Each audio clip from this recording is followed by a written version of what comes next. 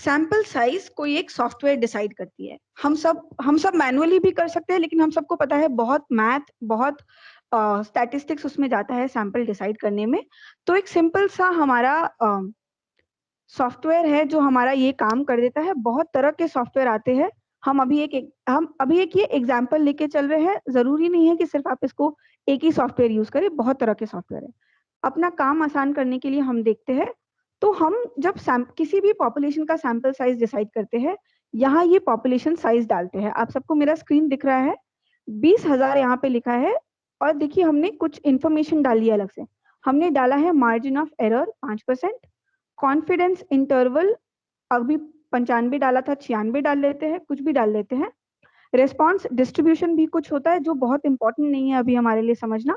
हमारे लिए पहला दो चीज समझना बहुत ही इंपॉर्टेंट है, क्योंकि ये हमें रिसर्च के लिए हमारा रिसर्च कितना सटीक आने वाला है इस पे डिपेंड करता है कि सैंपल का जो रिजल्ट है वो कितना सटीक आएगा पॉपुलेशन के हिसाब से। ये दो चीज डिसाइड करती है। तो इसलिए इन दोनों चीजों को समझना बहुत ही आवश्यक है। तो हमने मान लीजिए 5% मार्जिन ऑफ एरर रखा, 95% कॉन्फिडेंस इंटरवल रखा। देखिए आपको दिख रहा होगा 20,000 बच्चों अगर आपका सैंपल है तो आपको सैंपल साइज सिर्फ 377 ही जरूरी है। सिर्फ 377 जरूरी है आपको। 20,000 बच्चों के लिए 377 बच्चे भी आप लेकर चलेंगे तो आपका, और ये सिंपल रैंडम है, हाँ मतलब स्ट्रैटिफाइड रैंडम, सिंपल रैंडम, इन सब के लिए क्लस्टर में हम इसको क्या करेंगे, 3 गुने से मल्टीप्लाई कर देंगे। ये क्लियर है आप सबको कि 3 गुने से मैडम मल्टीप्लाई कर रहे हैं हम यहाँ पे? ये क्लियर है मैडम, लेकिन मार्जिन ऑफ एरर हम कैसे डिसाइड करेंगे कि बिल्कुल 5% उस पे होगा? भी आते हैं सर, उस पे भी आते हैं। वही टॉपिक है हमारा अगला। तो यहाँ तक क्लियर होना चाहिए कि ये रैंडम सैम्पलिंग के लिए है। अगर आप क्लस्टर कर रहे हैं तो आप सैंपल साइज को 3 गुना कर देंगे। ठीक है, 377 को 3 से मल्टीप्लाई कर देंगे। अब मार्जिन ऑफ एरर क्या है और कॉन्फिडेंस लेवल क्या है, अब हम ये समझेंगे। तो सैंपल साइज डिसाइड हो गया 377। लेकिन हमने कैसे डिसाइड किया कि हम 5 लेंगे या 95 लेंगे, वो देखेंगे अब हम अगली स्लाइड पे। तो अब हमने कहा कि चलिए हमें डायग्नोस्टिक असेसमेंट करना है। हम कोई एक पॉपुलेशन का क्लास 9 की हम सैंपलिंग कर रहे थे। मान लीजिए कि आपने पूरी पॉपुलेशन की टेस्टिंग कर दी कक्षा 9 की, अर्बन रूरल पूरे इंदौर जिले में जितने बच्चे थे सबकी टेस्टिंग कर दी। आपका एक्चुअल आया 65%। ठीक है, कक्षा 9 का मैथ का एवरेज परफॉर्मेंस आया 65%। ये आपका पॉपुलेशन एवरेज है जो रेड में यहाँ दिख रहा है, ये आया। लेकिन हर बार तो हम पॉपुलेशन टेस्टिंग नहीं कर सकते। पॉपुलेशन टेस्टिंग तो बहुत ही एक्सपेंसिव है, ये हमने पहले ही वो कर लिया कि पॉपुलेशन करना मुश्किल है, इसीलिए तो हम सैंपल करते हैं। अब लेकिन जब हम सैंपल करते हैं तो क्या हम 100% कह सकते हैं कि हर बार सैंपल हमारे पॉपुलेशन से बिल्कुल मैच करेगा? क्या आपको लगता है कि आप कोई भी तरीका लगा लीजिए, नहीं, रैंडम कभी भी नहीं सैंपल? होगा मैडम, थैंक कभी यू। भी नहीं होगा 99.9% तक हो सकता है मैक्सिमम। मैडम। जैसा वही एरर, मेरे जहाँ तक समझता हूँ एरर मतलब वही है, जैसा हमारा सैंपल साइज बड़ा होता जाता है हमारे एरर कम होती जाएगी, जैसे हमारा सैंपल साइज छोटा होता जाता है एरर बढ़ती जाएगी, हमारे रिजल्ट्स थैंक के यू अंदर एरर जो होते हैं। जी, थैंक यू हरीश सर। तो अभी यही पॉइंट है कि मार्जिन ऑफ एरर क्या कहता है। मार्जिन ऑफ एरर ये कहता है कि आप अपने सैंपल में ये टॉलरेट करेंगे कि अगर हो सकता है आपका जो सैंपल का जो रिजल्ट आए वो पॉपुलेशन से 5% आगे या पीछे आए। ये मार्जिन ऑफ एरर है। ये आप डिसाइड कर सकते हैं। यहाँ पे आपको ये टेबल दिख रहा है राइट हैंड साइड में। टेबल पे देखिए, अगर 1,00,000 पॉपुलेशन साइज है और अगर आपने 1% मार्जिन ऑफ एरर बोला कि मुझे बस 1% चाहिए, तो अगर मेरे पॉपुलेशन का कोई वैल्यू x है, x यहाँ पे 65 हो सकता है, x यहाँ पे 75 हो सकता है। हमें पता होना ये जरूरी नहीं है कि हमें पता हो कि पॉपुलेशन का एवरेज क्या है। हमें बस इतना पता होना चाहिए कि कितना हम एरर टॉलरेट करना चाहेंगे। तो अगर हम 1% एरर टॉलरेट करना चाहेंगे तो हमारा सैंपल साइज का जो कैलकुलेटर है वो कहेगा अच्छा आपको 1% ही टॉलरेट करना है, तो आपको ज्यादा सैंपल साइज लेना पड़ेगा। वहाँ यहाँ पे फिर हमने 1,00,000 के लिए 8,700 बच्चे लिए। लेकिन अच्छा फिर हमने कहा नहीं 1% ठीक है, बहुत बहुत ज्यादा, मतलब बहुत हमने एरर बचा लिया, लेकिन सैंपल साइज बहुत ही ज्यादा है, इतना इम्प्लीमेंट करना थोड़ा मुश्किल है मेरे लिए, तो मैं 5% टॉलरेट कर सकती हूँ।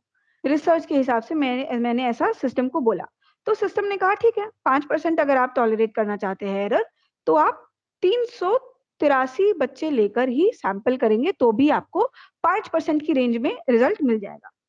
तो इसका क्या मतलब हुआ कि अगर मैं 5% यहाँ पे मार्जिन ऑफ एरर डाल रही हूँ, मैं कह रही हूँ कि मेरा जो पॉपुलेशन का रिजल्ट आएगा वो हो सकता है पॉपुलेशन का जो रिजल्ट है और सैंपल का जो रिजल्ट है वो 5% की रेंज में वेरी करे। तो अगर आप देखें रेंज फॉर सैंपल एवरेज जो लिखा है ये 60 से 70 हो सकता है। तो अब आप सैंपल जब करेंगे 5% मार्जिन ऑफ एरर 383 बच्चे लेकर, तो आपका जो आउटपुट आएगा वो हो सकता है कि 5% आगे या पीछे हो। क्या ये क्लियर है? यहाँ पे यहाँ तक मार्जिन ऑफ एरर क्लियर हो गया? जी ma'am. Yes madam. Yes ma'am. हम सबको क्लियर हो गया कि हम बेसिकली अपनी टॉलरेबिलिटी क्षमता कि हम कितना एरर टॉलरेट कर सकते हैं। ऑफ कोर्स हम 100% एक्यूरेट नहीं कर सकते, राइट? उसमें फिर सैंपल साइज वो फिर सिस्टम कहेगा पूरे पॉपुलेशन को ही जाके टेस्ट कर लीजिए आप, कोई दिक्कत नहीं है।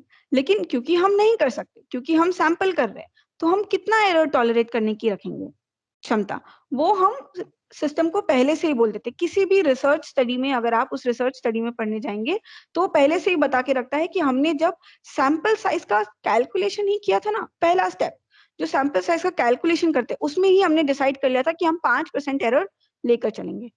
अच्छा, दूसरा जो इन्फॉर्मेशन मैं यहाँ बताना चाहती थी कि एजुकेशनल रिसर्च जब होता है, जब डायग्नोस्टिक असेसमेंट होती है, किसी तरह भी एजुकेशन रिलेटेड रिसर्च होता है, जब असेसमेंट्स होती है, तो हमारी जो पूरी एजुकेशन इंडस्ट्री है उसमें हम 5% मार्जिन ऑफ एरर स्टैंडर्ड लेकर चलते हैं।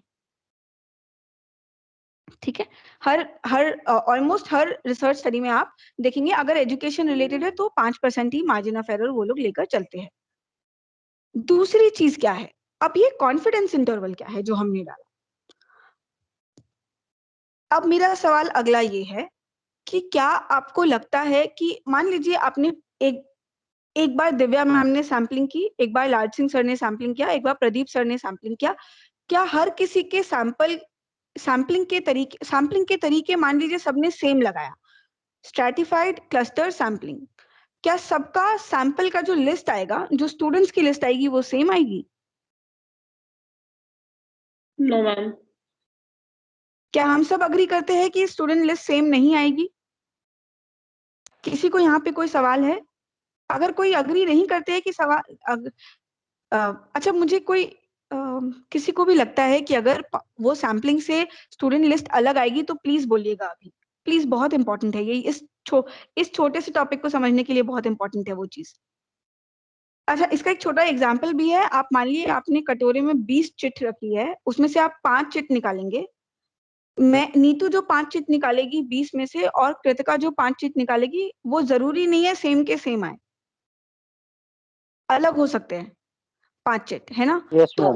उसी थ्योरी से जब आप कोई सैम्पलिंग करते हैं, प्रदीप सर ने सैम्पलिंग किया, हरीश सर ने सैम्पलिंग किया, रूपाली मैम ने सैम्पलिंग किया, सबके सैम्पलिंग के जो लिस्ट आएंगे वो अलग आती है, तो अब उसका रिजल्ट भी अलग आएगा। जरूरी तो नहीं है कि बिल्कुल सेम हो जाए। क्या सबका 62% आएगा?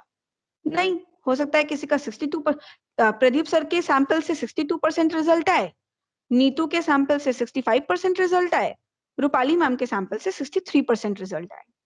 रिजल्ट वेरी कर सकती है। तो हमें कॉन्फिडेंस इंटरवल क्या बताता है, यहाँ पे क्या बता रहा है एग्जैक्टली? हमने पहले स्टेप में मार्जिन ऑफ एरर में ये डिसाइड किया कि हम टॉलरेट करेंगे 10% के रेंज में ही हमारा आंसर आना चाहिए, 5% पॉपुलेशन से ऊपर, 5% पॉपुलेशन से नीचे, ये हम टॉलरेट करेंगे।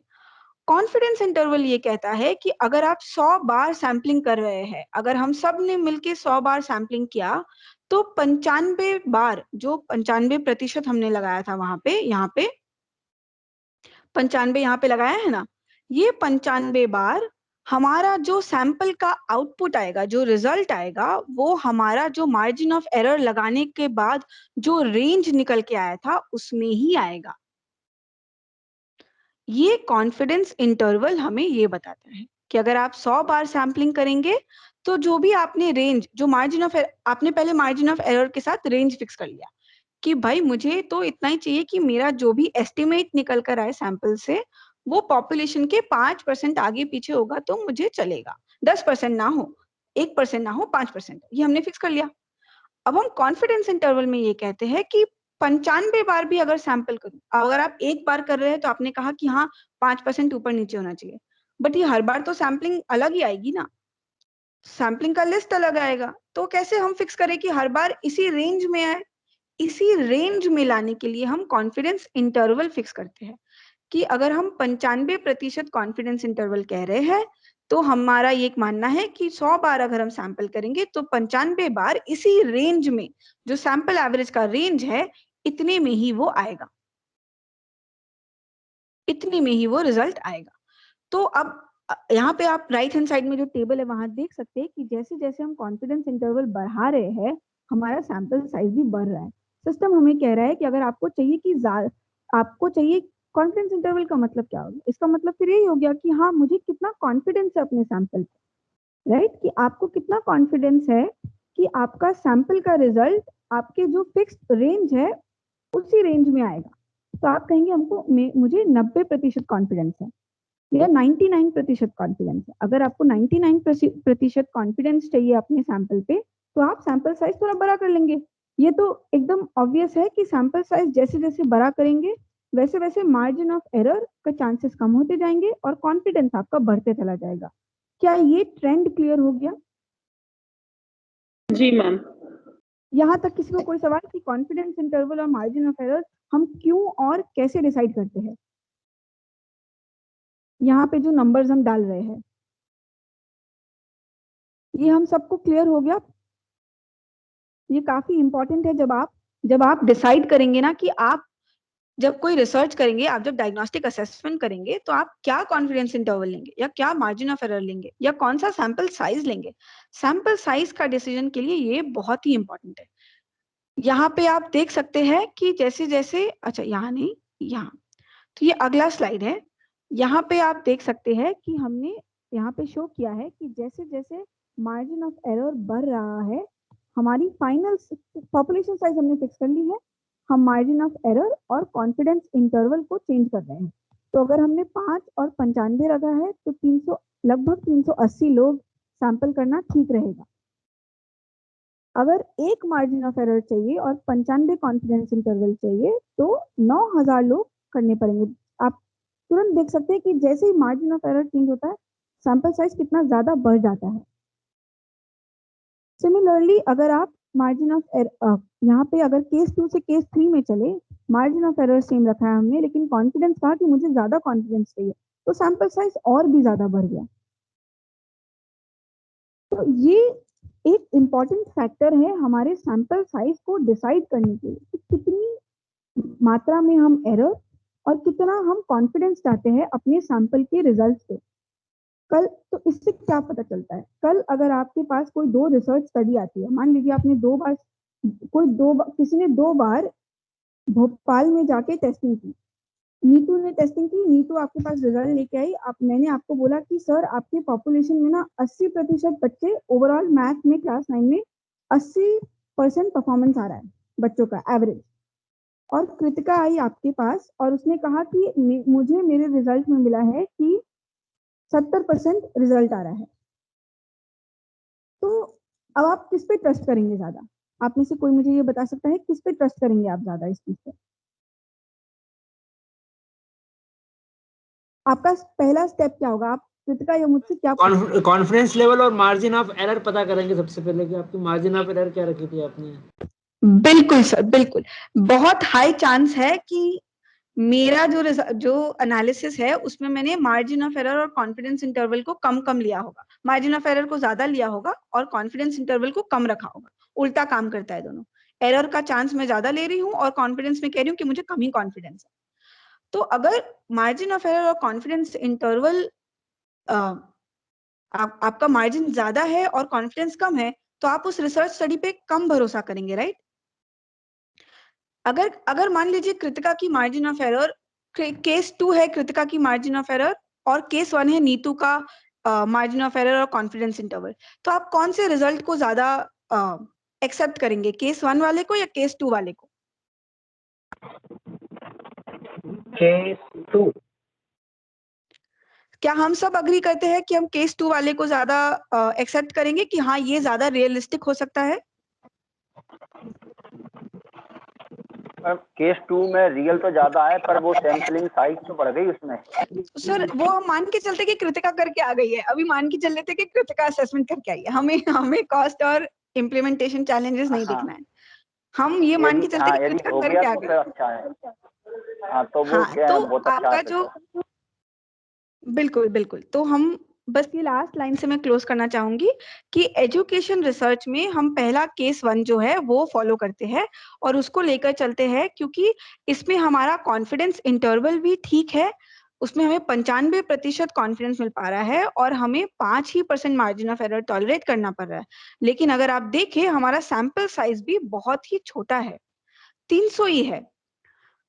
300 ही सैंपल साइज से मुझे कॉन्फिडेंस इंटरवल 95 और 5% मार्जिन ऑफ एरर लेके चलना पड़ रहा है। अगर मैं चेंज करती हूँ मार्जिन ऑफ एरर तो बाकी बहुत सैंपल साइज बढ़ जाएगा, कॉन्फिडेंस इंटरवल भी ज्यादा करूं तो सैंपल साइज बढ़ जाएगा। तो इसलिए हम एजुकेशन रिसर्च में ये केस 1 लेकर चलते हैं, इससे हमारा सैंपल साइज का डिसीजन होता है।